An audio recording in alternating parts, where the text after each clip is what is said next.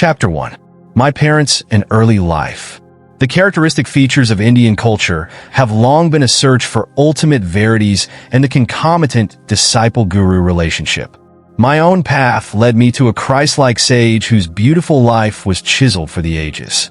He was one of the great masters who are India's sole remaining wealth. Emerging in every generation, they have bulwarked their land against the fate of Babylon and Egypt. I find my earliest memories covering the anachronistic features of a previous incarnation. Clear recollections came to me of a distant life, a yogi amidst the Himalayan snows. These glimpses of the past, by some dimensionless link, also afforded me a glimpse of the future. The helpless humiliations of infancy are not banished from my mind. I was resentfully conscious of not being able to walk or express myself freely. Prayerful surges arose within me as I realized my bodily impotence. My strong emotional life took silent form as words in many languages. Among the inward confusion of tongues, my ear gradually accustomed itself to the circumambient Bengali syllables of my people. The beguiling scope of an infant's mind, adultly considered limited to toys and toes, psychological ferment, and my unresponsive body brought me to many obstinate crying spells. I recall the general family bewilderment at my distress. Happier memories, too, crowd in on me. My mother's caresses and my first attempts at lisping phrase and toddling step. These early triumphs, usually forgotten quickly, are yet a natural basis of self-confidence. My far-reaching memories are not unique. Many yogis are known to have retained their self-consciousness without interruption by the dramatic transition to and from life and death. If man be solely a body, its loss indeed places the final period to identity. But if prophets down the millennium spake with truth, man is essentially of incorporeal nature. The persistent core of human egoity is only temporarily allied with sense perception.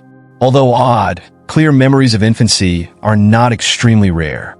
During travels in numerous lands, I have listened to early recollections from the lips of voracious men and women. I was born in the last decade of the 19th century and passed my first 8 years at Gorakhpur.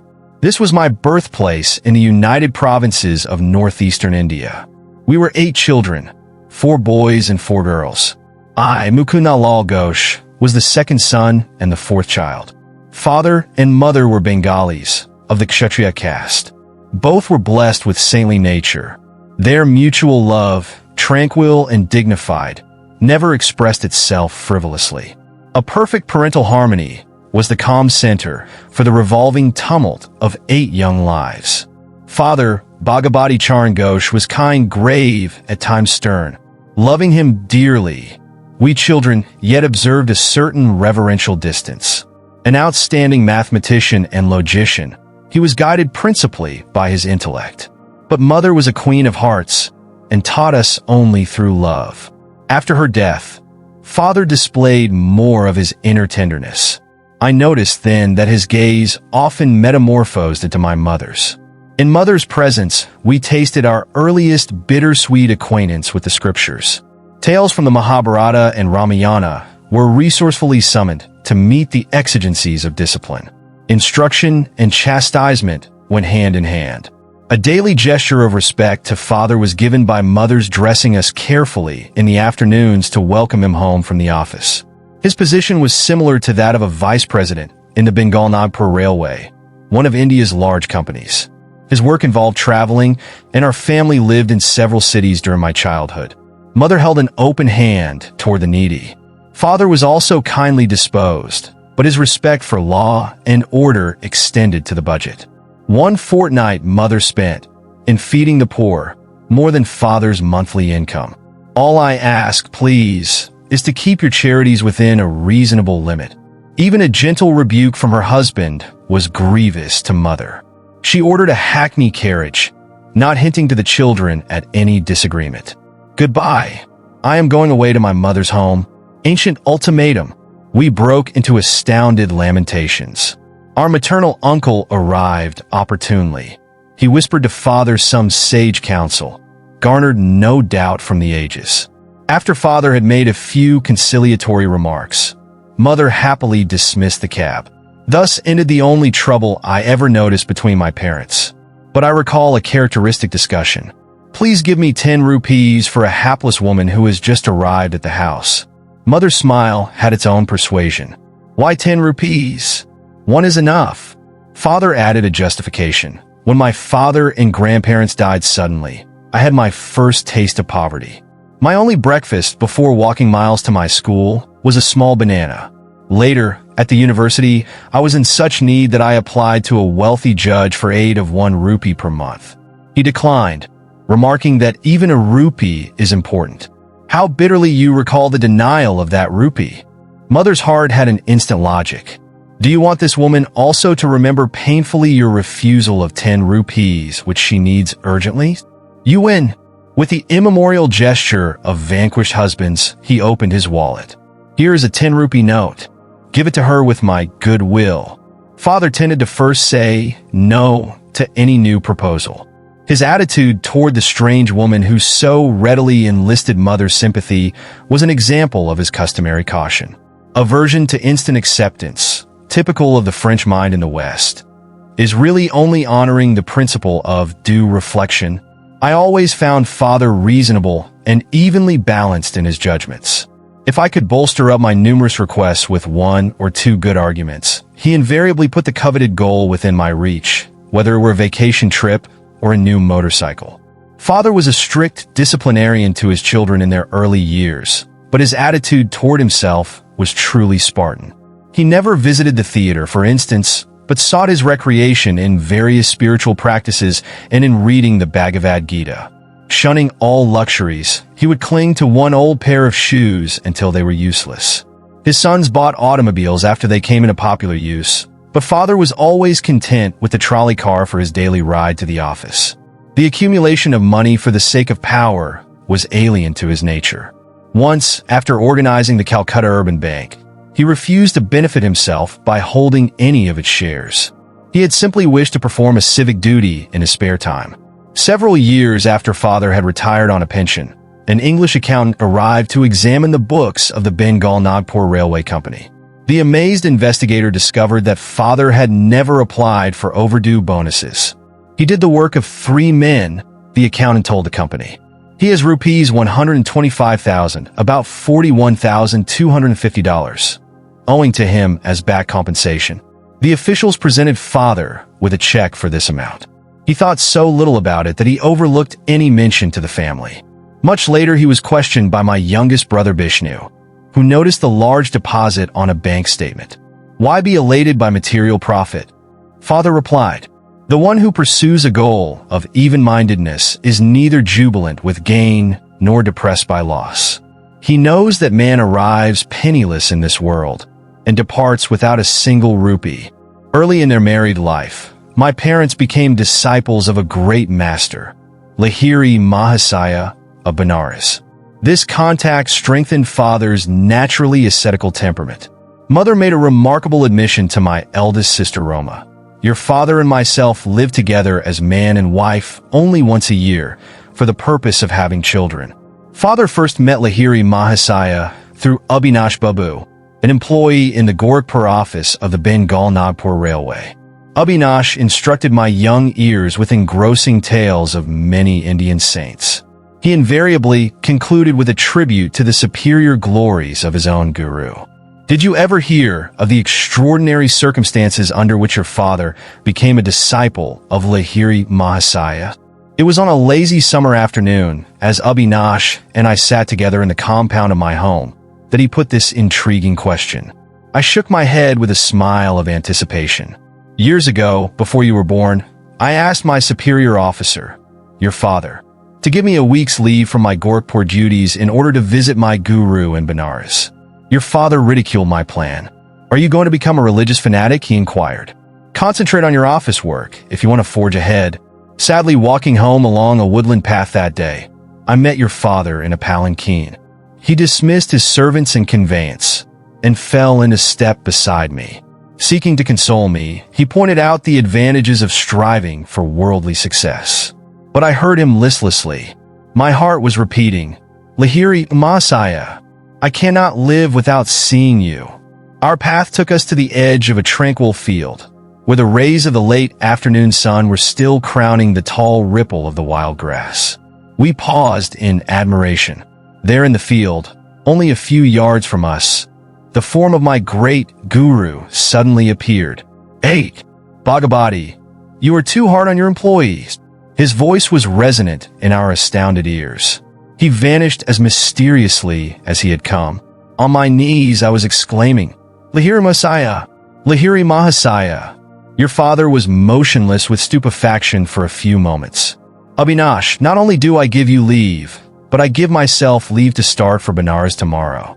I must know this great Lahiri Mahasaya, who is able to materialize himself at will in order to intercede for you.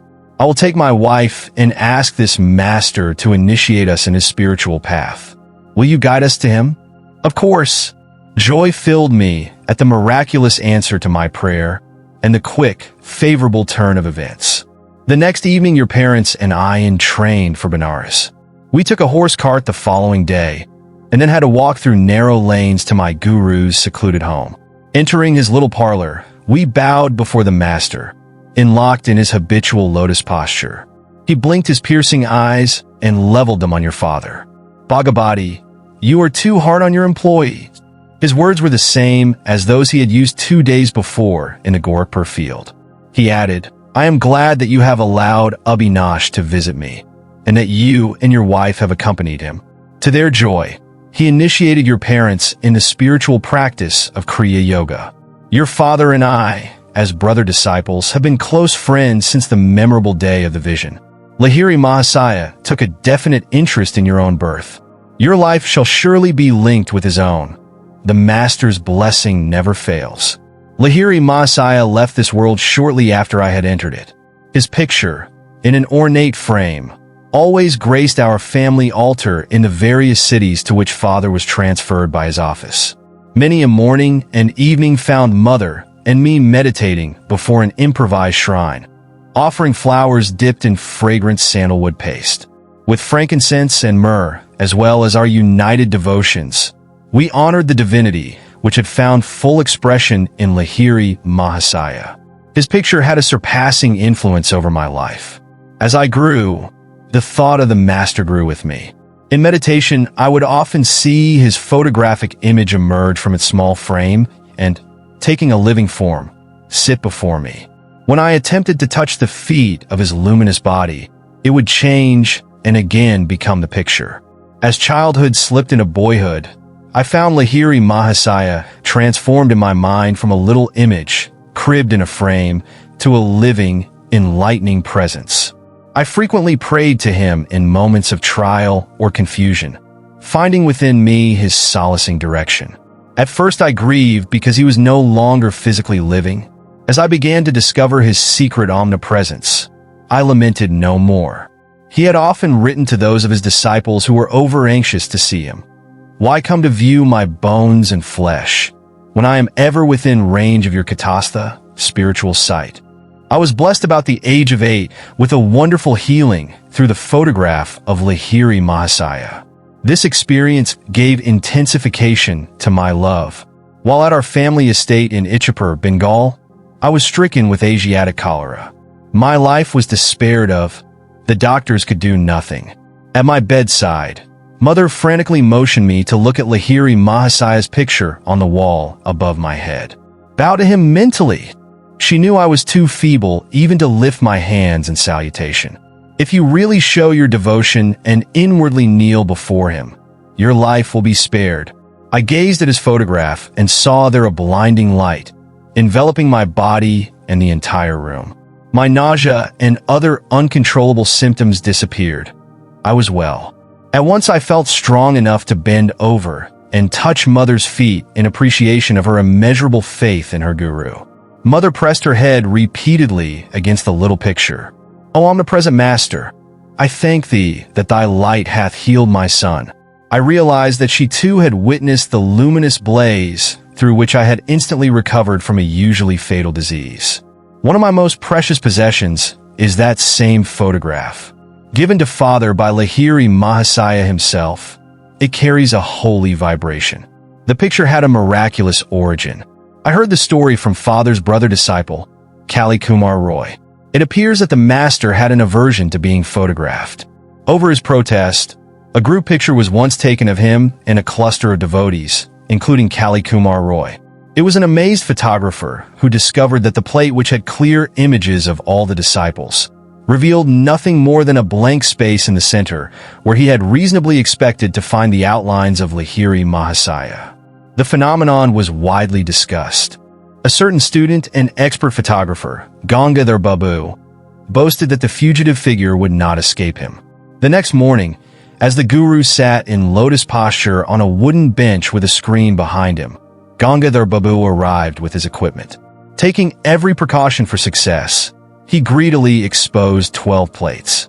On each one, he soon found the imprint of the wooden bench and screen. But once again, the master's form was missing. With tears and shattered pride, Gangadhar Babu sought out his guru. It was many hours before Lahiri Mahasaya broke his silence with a pregnant comment. "I am spirit. Can your camera reflect the omnipresent invisible? I see it cannot. But, holy sir, I lovingly desire a picture of the bodily temple where alone, to my narrow vision, that spirit appears fully to dwell. Come, then, tomorrow morning. I will pose for you." Again, the photographer focused his camera. This time, the sacred figure, not cloaked with mysterious imperceptibility, was sharp on the plate. The master never posed for another picture. At least, I have seen none. The photograph is reproduced in this book.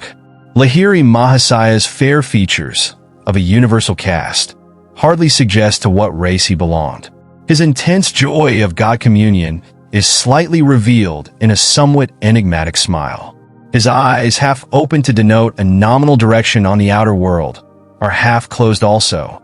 Completely oblivious to the poor lures of the earth, he was fully awake at all times to the spiritual problems of seekers who approached for his bounty. Shortly after my healing through the potency of the Guru's picture, I had an influential spiritual vision. Sitting on my bed one morning, I fell into a deep reverie. What is behind the darkness of closed eyes? This probing thought came powerfully into my mind. An immense flash of light at once manifested to my inward gaze. Divine shapes of saints sitting in meditation posture in mountain caves formed like miniature cinema pictures on the large screen of radiance within my forehead. "Who are you?" I spoke aloud. "We are the Himalayan yogis." The celestial response is difficult to describe. My heart was thrilled. "Ah, I long to go to the Himalayas and become like you." The vision vanished, but the silvery beams expanded in ever-widening circles to infinity. What is this wondrous glow? I am Iswara. I am light. The voice was as murmuring clouds. I want to be one with thee. Out of the slow dwindling of my divine ecstasy, I salvaged a permanent legacy of inspiration to seek God. He is eternal, ever-new joy. This memory persisted long after the day of rapture. Another early recollection is outstanding, and literally so, for I bear the scar to this day. My elder sister Uma and I were seated in the early morning under a neem tree in our Gorakhpur compound. She was helping me with a Bengali primer, what time I could spare my gaze from the nearby parrots eating ripe margosa fruit. Uma complained of a boil on her leg and fetched a jar of ointment. I smeared a bit of the salve on my forearm. "Why do you use medicine on a healthy arm?" "Well, sis, I feel I'm going to have a boil tomorrow. I am testing your ointment on the spot where the boil will appear." "You little liar." "Sis, don't call me a liar until you see what happens in the morning." Indignation filled me. Uma was unimpressed and thrice repeated her taunt. An adamant resolution sounded in my voice as I made slow reply. "By the power of will in me, I say that tomorrow I shall have a fairly large boil in this exact place on my arm, and your boil shall swell to twice its present size." Morning found me with a stalwart boil on the indicated spot. The dimensions of Uma's boil had doubled. With a shriek, my sister rushed to Mother. "Mukund has become a necromancer." Gravely, Mother instructed me never to use the power of words for doing harm. I have always remembered her counsel and followed it. My boil was surgically treated. A noticeable scar, left by the doctor's incision, is present today. On my right forearm is a constant reminder of the power in man's sheer word. Those simple and apparently harmless phrases to Uma, spoken with deep concentration, had possessed sufficient hidden force to explode like bombs and produce definite, though injurious, effects. I understood later that the explosive vibratory power in speech could be wisely directed to free one's life from difficulties, and thus operate without scar or rebuke. Our family moved to Lahore in the Punjab. There I acquired a picture of the Divine Mother in the form of the goddess Kali. It sanctified a small informal shrine on the balcony of our home. An unequivocal conviction came over me that fulfillment would crown any of my prayers uttered in that sacred spot. Standing there with Uma one day, I watched two kites flying over the roofs of the buildings on the opposite side of the very narrow lane. "Why are you so quiet?" Uma pushed me playfully. "I'm just thinking how wonderful it is that Divine Mother gives me whatever I ask. I suppose she would give you those two kites." My sister laughed derisively. "Why not?" I began silent prayers for their possession. Matches are played in India with kites whose strings are covered with glue and ground glass. Each player attempts to sever the string of his opponent. A freed kite sails over the roofs. There is great fun in catching it.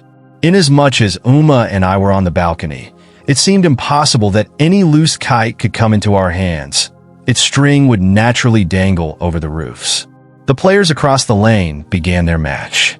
One string was cut. Immediately the kite floated in my direction. It was stationary for a moment, through sudden abatement of breeze, which sufficed to firmly entangle the string with a cactus plant on top of the opposite house. A perfect loop was formed for my seizure. I handed the prize to Uma. "It was just an extraordinary accident, and not an answer to your prayer. If the other kite comes to you, then I shall believe." Sister's dark eyes conveyed more amazement than her words. I continued my prayers with a crescendo intensity. A forcible tug by the other player resulted in the abrupt loss of his kite. It headed toward me, dancing in the wind. My helpful assistant, the cactus plant, again secured the kite string in the necessary loop by which I could grasp it. I presented my second trophy to Uma. "Indeed, Divine Mother listens to you. This is all too uncanny for me." Sister bolted away like a frightened fawn. I hope you like this chapter. We need volunteers and sponsors to create content with even better quality and with more variety. If you wish to join this initiative as a volunteer or sponsor, please click the links given in description below. To help us reach more viewers, please like, comment, share, and subscribe to Biography Central. Also, check out our AI podcast series on Autobiography of a Yogi, where we discuss content of each chapter at a much greater depth. Thank you for your time. It means a lot. Namaste.